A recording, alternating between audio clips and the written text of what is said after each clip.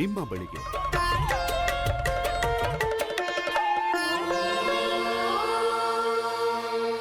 ಬೆಳೆಗೆ ವಿಮೆ ಮಾಡಿರಿ, ತಕ್ಷಣ ರಕ್ಷಣೆ ಗಳಿಸಿ. ಪ್ರಧಾನಮಂತ್ರಿ ಕಿಸಾನ್ ಮಾನ್ಧನ್ ಯೋಜನೆ ಸಿಗುವುದು ಪೆನ್ಷನ್ನ ಆಸರೆಯು ಆಗದು ನಿರಾಸರೆ ಇನ್ನು ಸಿಗುವುದು ಸಂತಸದ ಕ್ಷಣವು ಕಳೆಯುವುದು ಸುಖದಿಂದ ವೃದ್ಧಾಪ್ಯ ರಕ್ಷಿತ ಆಗುವ ಅನ್ನದಾತ ಸುರಕ್ಷಿತ ಆಗುವ ಅನ್ನದಾತ. ಪ್ರಧಾನಮಂತ್ರಿ ಕಿಸಾನ್ ಮಾನ್ಧನ್ ಯೋಜನೆಯಿಂದ ಲಘು ಮತ್ತು ಸಣ್ಣ ಹಿಡುವಳಿದಾರ ರೈತರ ಭವಿಷ್ಯವಾಗುತ್ತೆ ಸುರಕ್ಷಿತ. 60 ವರ್ಷ ವಯಸ್ಸಾದ ನಂತರ 3,000 ರೂಪಾಯಿಗಳ ಮಾಸಿಕ ಪೆನ್ಷನ್ ಖಚಿತ. 55ರಿಂದ 200 ರೂಪಾಯಿಗಳ ಮಾಸಿಕ ಶುಲ್ಕ ನೀಡಿ 18ರಿಂದ 40 ವರ್ಷ ತನಕ ರೈತರು ಪ್ರವೇಶಿಸಬಹುದು. ಈ ಅಂಶದಾನ ಯೋಜನೆಯಲ್ಲಿ ಸರ್ಕಾರ ನೀಡುತ್ತದೆ ಸಮಪಾಲು ಕೊಡುಗೆ. ಎಲ್ಲ ರೈತ ಬಾಂಧವರು ಈ ಸೇವೆಯ ಪ್ರಯೋಜನಕ್ಕಾಗಿ ಜನಸೇವಾ ಕೇಂದ್ರಕ್ಕೆ ಹೋಗಿ ಉಚಿತವಾಗಿ ತಮ್ಮ ಹೆಸರನ್ನು ನೋಂದಾಯಿಸಿಕೊಳ್ಳಿ. ಪ್ರಧಾನಮಂತ್ರಿ ಕಿಸಾನ್ ಮಾನ್ಧನ್ ಯೋಜನೆ ಅನ್ನದಾತರ ಪರಿಶ್ರಮಕ್ಕಾಗಿ ಈಗ, ಪೆನ್ಷನ್ನಿಂದ ಅವರ ಮನೆ ಸುರಕ್ಷಿತ. ಕೃಷಿ ಮತ್ತು ರೈತ ಕಲ್ಯಾಣ ಖಾತೆ ಭಾರತ ಸರ್ಕಾರದ ವತಿಯಿಂದ ಜನಹಿತಕ್ಕಾಗಿ ಜಾರಿ.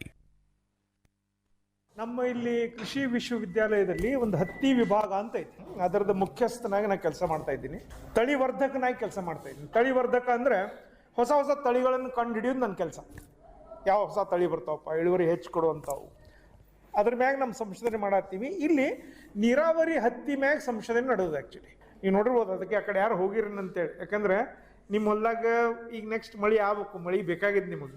ಬಟ್ ನಮಗೆ ನೀರಾವರಿ ಇದು ಇರೋದ್ರಿಂದ ನಾನು ಒಂದು ತಿಂಗಳು ಹಿಂದೆ ಬಿತ್ತಿದ್ದೆ, ಬಟ್ ನೀರು ಮಾಡೀವಿ. ಈಗ ನಾವು ನೀರು ಅದ ನಮ್ಗೆ, ಹಂಗಾಗಿ ನೀರು ಮಾಡೀವಿ. ಸೊ ಈ ತಂತ್ರಜ್ಞಾನ ಬಗ್ಗೆ ಮಾತಾಡ್ತೀನಿ ಸ್ವಲ್ಪ. ಇದು ಹೊಸ ತಂತ್ರಜ್ಞಾನ ಅದ.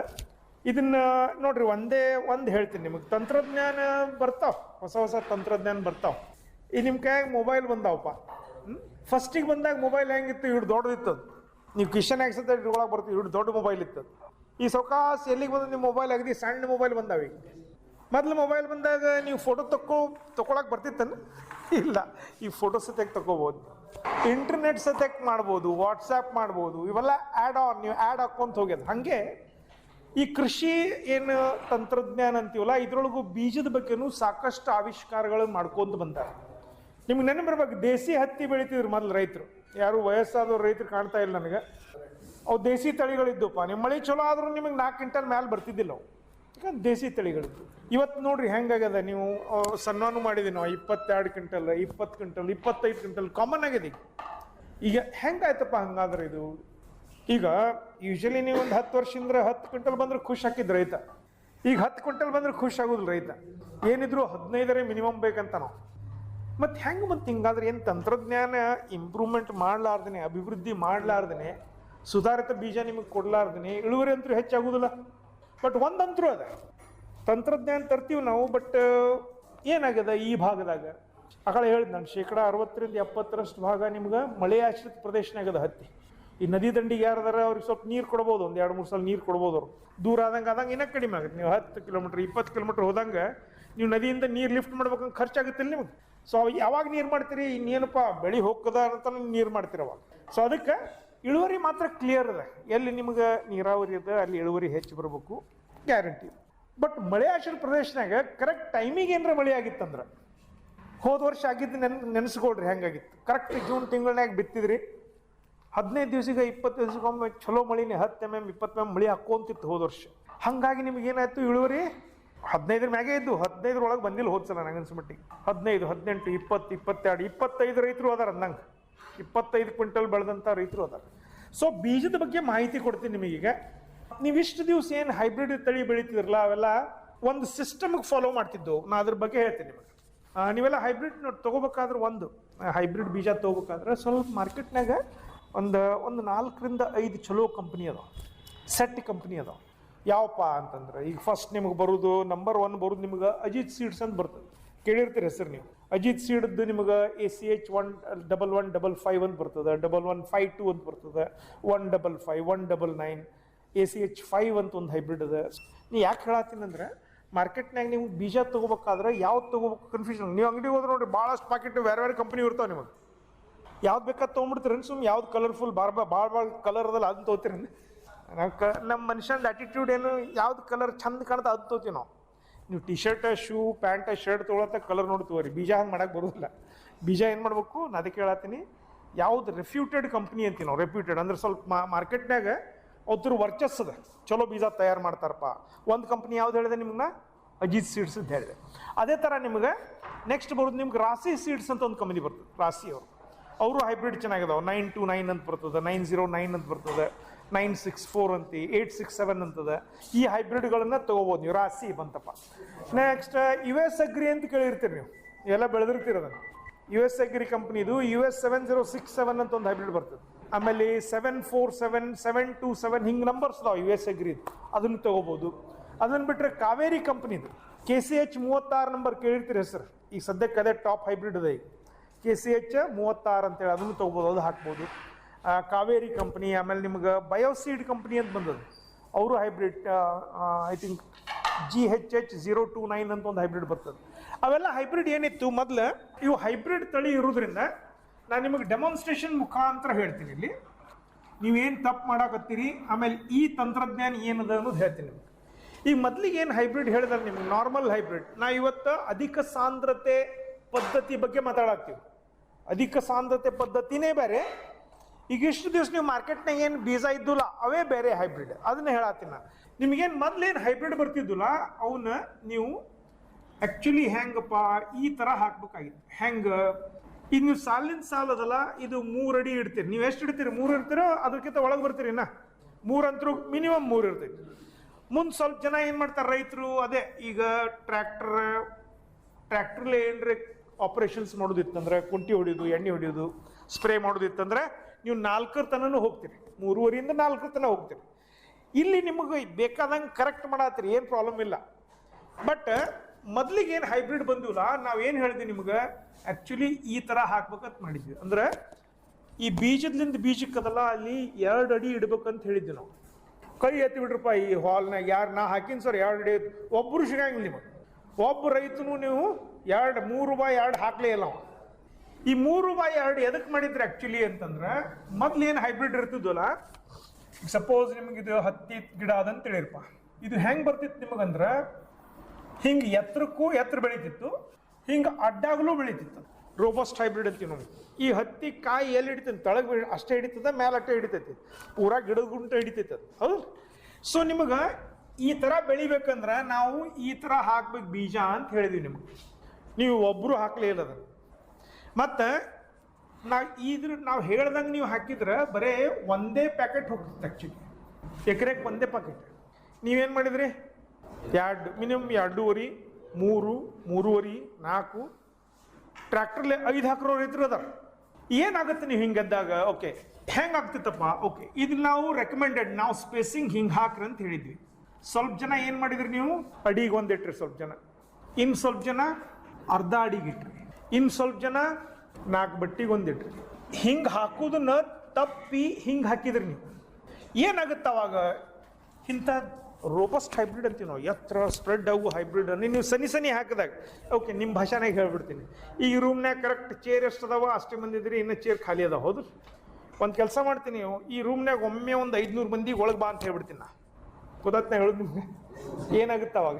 ನಿಮ್ಮ ಚೇರ್ ಮ್ಯಾಗಿಂದ ಬೀಳಿಸಿ ಅವ್ನು ಚೇರ್ನಾಗ ಕುಂದಿರ್ಲಿಕ್ಕೆ ನೋಡ್ತಾನೋ. ಏನಾಯ್ತು ನೀವು ಇಲ್ಲಿ ನೀವು ಆ ಸಿಸ್ಟಮ್ ಫಾಲೋ ಮಾಡ್ಲಾರ್ದಕ್ಕೆ ಈ ಹೈಬ್ರಿಡನ್ನು ಹಿಂಗೆ ಹಾಕ್ಬೇಕಾಗಿತ್ತು, ನೀವು ಹಿಂಗೆ ಹಾಕಿಬಿಟ್ರಿ. ಈಗ ನೀವು ಏನೇನಾಗ್ಯದ ಹೇಳ್ತೀನಿ ನಿಮಗೆ. ನೀವು ಹಿಂಗೆ ತಪ್ಪು ಹಾಕಿದ್ದಕ್ಕೆ ಏನಾಯ್ತಪ್ಪ? ಈಗ ನೀವು ಲಾಸ್ಟ್ 4-5 ವರ್ಷನಾಗಿಂದ ನೋಡ್ರಿ, ನಿಮ್ಮ ಹತ್ತಿ ಎಲ್ಲಿತ್ತು ನೋಡ್ರಿ. ನಿಮ್ಮ ಹತ್ತಿ ಎಲ್ಲೇ ಯಾವಾಗಲೂ ತಳಗಲಿಂದ ಹತ್ತಿನೇ ಇಲ್ಲ ನಿಮ್ಮ ಹೊಲದಾಗ. ಏನೇ ಇದ್ರು ಬರೀ ಮ್ಯಾಲೆ ಅಷ್ಟೇ ಹತ್ತಿ ಬಿಡಿಸಿರಿ ನೀವು. ಹೊಳ್ಳಿ ನೀವು ಹೋಗ್ರಿ, ಇನ್ನು 3-4 ವರ್ಷ ಹಿಂದೆ ನೀವು ಹೆಂಗೆ ಬೆಳೀತಿದ್ರಿ, ಏನಾಗ್ಯದ ನೋಡ್ರಿ. ನಿಮ್ಮ ಹತ್ತಿ ಈ ಕೆಳಗಿನ ಸೈಡ್ ಹತ್ತಿನೇ ಇರಂಗಿಲ್ಲ ನಿಮಗೆ. 4 ಇದ್ದದ್ದು ಅವು ಕೊಳ್ತಿರ್ತಾವೆ. ಕೊಳೆಯೋದು ಹೆಚ್ಚಾಗುತ್ತಾ? ಕೊಳೆಯೋದು ಹೆಚ್ಚಲ್ಲದೆ ನಿಮಗೆ ಹತ್ತಿ ಏನಾಗುತ್ತೆ ನಿಮಗೆ, ಈಗ ಗೊಬ್ಬರ ಎಷ್ಟು ಹಾಕ್ಬೇಕು ಅಷ್ಟೇ ಹಾಕೋರ ನೀವು. ಇನ್ನು ಮತ್ತೆ ನಿಮ್ಮ ಭಾಷೆನಾಗ ಹೇಳ್ತೀನಿ. ಈ ನಿಮ್ಮ ಮನೆಗೆ ಯಾರೋ ಒಬ್ರು ಗೆಸ್ಟ್ ಬರ್ತಾರೆ, ನೀವು ಗೆಸ್ಟ್ ಬರೋಕ್ಕಿಂತ ಮುಂಚೆ ನಿಮ್ಮ ಮಿಸ್ಸಸ್ ಏನು ಮಾಡಿರ್ತಾರೆ, ಕರೆಕ್ಟ್ ಗಂಡ ಹೆಂಡತಿ ಮಕ್ಕಳು 3 ಮಂದಿ 4 ಮಂದಿ ಇದ್ದೀರ, 4 2 1 8 ರೊಟ್ಟಿ ಮಾಡಿರ್ತಾರೆ ಅವ್ರು. ನಿಮ್ಮ ಮನೆಗೆ ಒಂದು 4 ಮಂದಿ ಗೆಸ್ಟ್ ಬಂದುಬಿಡ್ತಾರೆ. ರೊಟ್ಟಿ ಮಾಡೋಕ್ಕಾಗೋದಿಲ್ಲ. ಅವಾಗ ಏನು ಮಾಡ್ತೀರಿ? 5 ರೊಟ್ಟಿನೇ ನೀವು ಶೇರ್ ಮಾಡ್ತೀರ. ಅವಾಗ ಈಗ ಮೊದಲೇನು ಒಬ್ರಿಗೆ 2 ರೊಟ್ಟಿ ಬರ್ತಿತ್ತು. ಈಗ ಏನಾಯ್ತು? 1 ರೊಟ್ಟಿಗೆ ನೀವು ನೋಡ್ರಿ, 1 ರೊಟ್ಟಿ ತಿಂದ್ರೆ ಯಾರು ಅವ್ರು ಬಂದವರು ಖುಷಿ ಆಗೋದಿಲ್ಲ, ನೀವು ಖುಷಿ ಆಗೋದಿಲ್ಲ. 8 ಮಂದಿ ಬಂದ್ರೆ ಏನಾಗುತ್ತೆ? ಮತ್ತಿನ್ನ ರೊಟ್ಟಿ ಪೋರ್ಷನ್ ಏನೋ ಕಡಿಮೆ ಆಗುತ್ತೆ ನೀವು. ಸೊ ಗಿಡದಾಗ ಏನಾಯ್ತಂದ್ರೆ ನೀವು ಗೊಬ್ಬರ ಹಾಕೋದು ಸೇಮ್ ಅದ, ಕಾಯಿ ಹಿಡಿಯೋ ಎಬಿಲಿಟಿ ಅದ ಇದಕ್ಕೆ. ಬಟ್ ನೀವು ಸನಿ ಹಾಕಿ ಕಾಂಪಿಟೇಷನ್ ಹಾಕಿದ್ದಕ್ಕೆ ಏನು ಮಾಡ್ತೀವಿ, ಗಿಡ ಸಣ್ಣ ಸಣ್ಣ ಮೊಗ್ಗು, ಸಣ್ಣ ಸಣ್ಣ ಕಾಯಿ ಮೊಗ್ಗು ಉದುರಿಸ್ಕೊಂತ ಹೋಗ್ಬಿಡ್ತದೆ. ಅದಕ್ಕೆ ನಿಮ್ಗೆ ಈ ಭಾಗದಾಗ ನಿಮ್ಗೆ ಹತ್ತಿನೇ ಸಿಗಂಗಿಲ್ಲ. ನಿಮಗೆ ಏನಿದ್ರು ಅದಲ್ಲ ಈ ಭಾಗದಾಗ ಅಷ್ಟೇ ಹತ್ತಿ, ಅದೇ ನಿಮ್ಗೆ 8-10 ಕ್ವಿಂಟಲ್ ಕೊಡತ್ತಿತ್ತು. ಈಗ ಸಪೋಸ್ ನೀವು ಇದನ್ನು ಉಳಿಸಿದ್ರಂದ್ರೆ ಎಷ್ಟಾಗುತ್ತೆ ಇಳುವರಿ ವಿಚಾರ ಮಾಡಿರಿ. ಮೊದ್ಲು ಹೈಬ್ರಿಡ್ ಹಿಂಗೆ ಹಾಕ್ಬೇಕಾಗಿತ್ತು, ಹಾಕಿದ್ದು ತಪ್ಪಿದ್ರಿ ಹೋಯ್ತು ಹೋಲ್ಬಿಡ್ರಿ. ಈ ನಿಮ್ಮ ಕಂಪ್ನಿಗಳು ಏನಾಯ್ತು ನಿಮಗೆ ಹೇಳಿ ಸಾಕಾಯ್ತು. ನಾವು ವಿಜ್ಞಾನಿಗಳು ರೇಡಿಯೋನಾಗೂ ನಾ ಲಾಸ್ಟ್ 10 ವರ್ಷದಿಂದ ಹೇಳ್ಕೊತಿದ್ದೀನಿ, ಎಕರೆಗೆ ಒಂದೇ ಪಾಕೆಟ್ ಹಾಕಿ ಹೇಳ್ಕೊತ ಯಾರು ಚೇಂಜ್ ಆಗ ಸ್ವಲ್ಪ ಮಂದಿ ಚೇಂಜ್ ಆಗ್ಯಾರ, ಇನ್ನು ಸ್ವಲ್ಪ ಮಂದಿ ಹಾಗೆ ಮಾಡತ್ತಾರೆ, ಏನು ಮಾಡೋಕ್ಕಾಗೋದಿಲ್ಲ.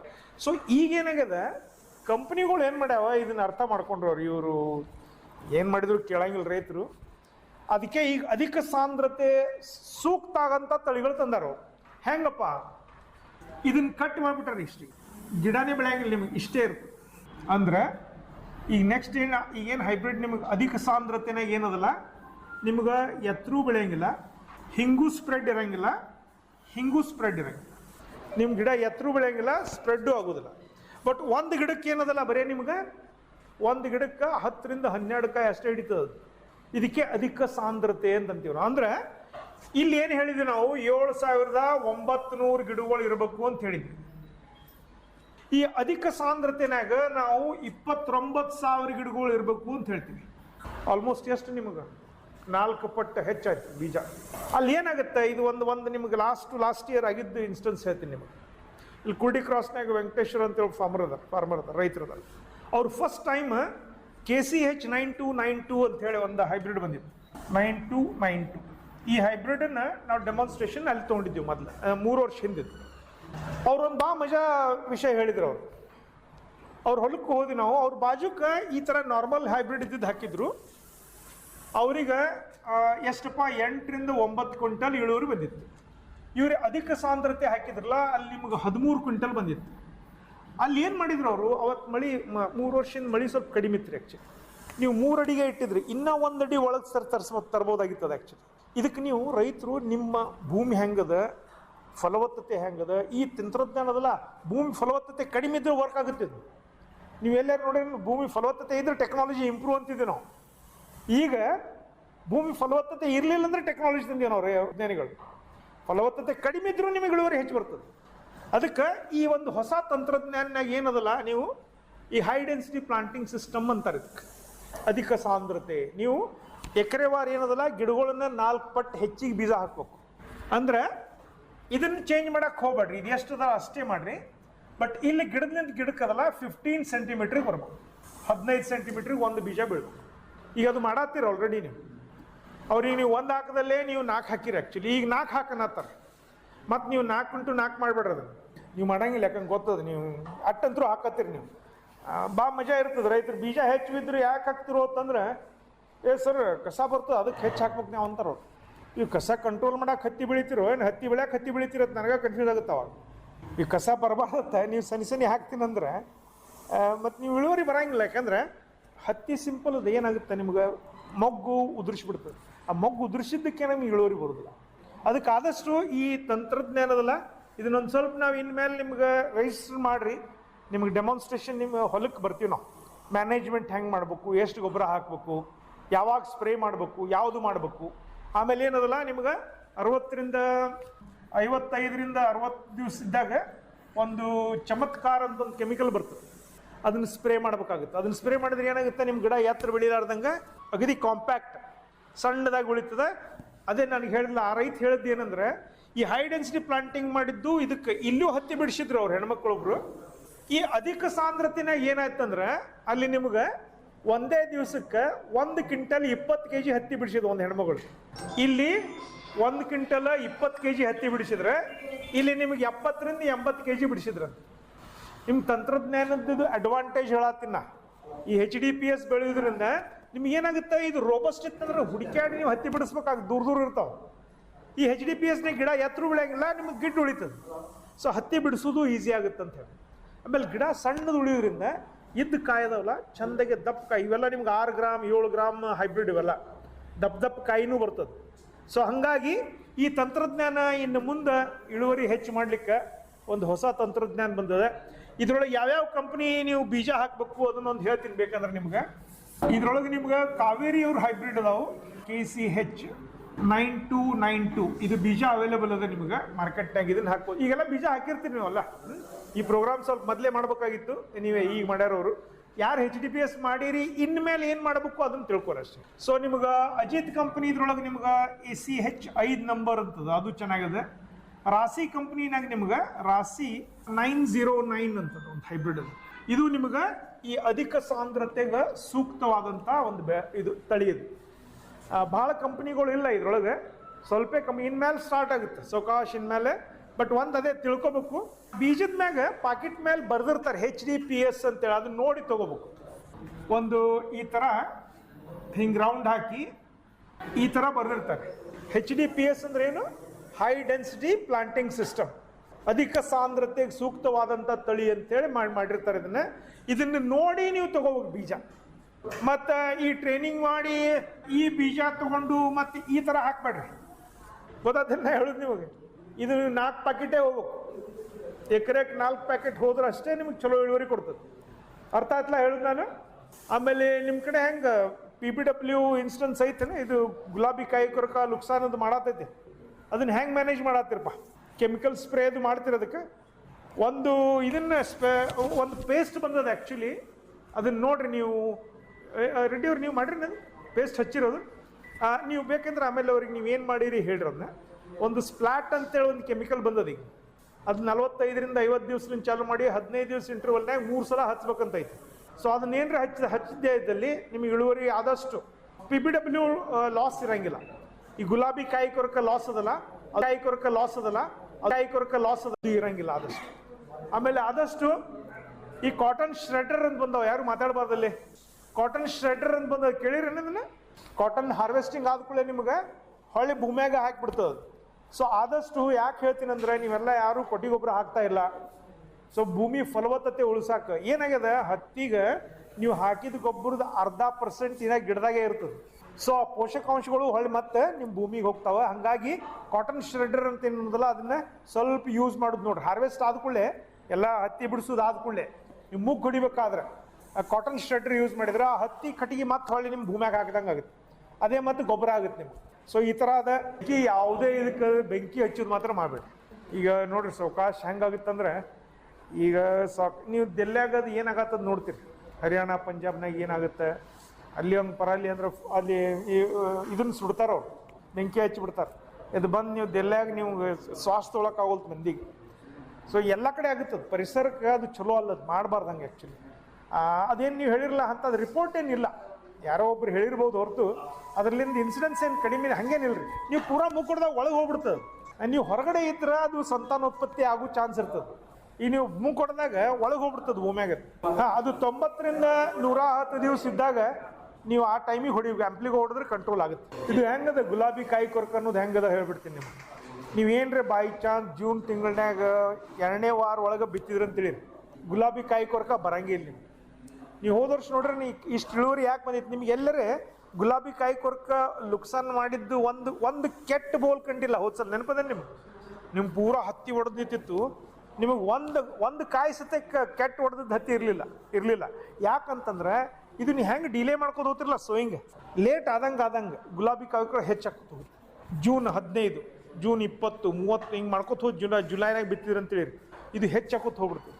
ಹತ್ತಿಗೆ ಬ್ಲ್ಯಾಕ್ ಕಾಟನ್ ಸಾಯಿಲ್ಸ್ ಅಂತೀವಿ ನಾವು, ಅಲ್ಲಿ ಚಲೋ ಅಂದ್ರೆ ವರ್ಟಿಸ್ ಅಂದ್ರೆ ಬ್ಲ್ಯಾಕ್ ಕಾಟನ್ ಸಾಯಿಲ್. ಕಪ್ಪು ಭೂಮಿಯಾಗ ಹತ್ತಿ ಚಲೋ ಬರ್ತದೆ ಅಂತ ಹೇಳ್ತಿದ್ವಿ ನಾವು. ಕೆಂಪು ಭೂಮಿಯಾಗ ಚಲೋ ಬರಂಗಿಲ್ಲ ಅಂತ ಇತ್ತು, ನಮ್ಗೆ ಗೊತ್ತಿತ್ತು. ಬಟ್ ಈ ಟೆಕ್ನಾಲಜಿ ವರ್ಕ್ ಆಗುತ್ತೆ ಅಲ್ಲಿ. ಏನು HDPS ಅದಲ್ಲ, ಇದು ವರ್ಕ್ ಆಗತ್ತದಲ್ಲಿ. ನೀವು ಯಾದಗಿರಿ ಸೈಡ್ ಅದ ಅಲ್ಲಿಯೂ ಎಲ್ಲ ಕೆಂಪು ಭೂಮಿ ಅದ, ಅಲ್ಲಿ ಡೆಮಾನ್ಸ್ಟ್ರೇಷನ್ ಮಾಡಿದ್ವಿ. ಅಲ್ಲಿಯೂ ನಿಮ್ಗೆ 15, 18, 20 ತನಕ ಬಂದಿದೆ.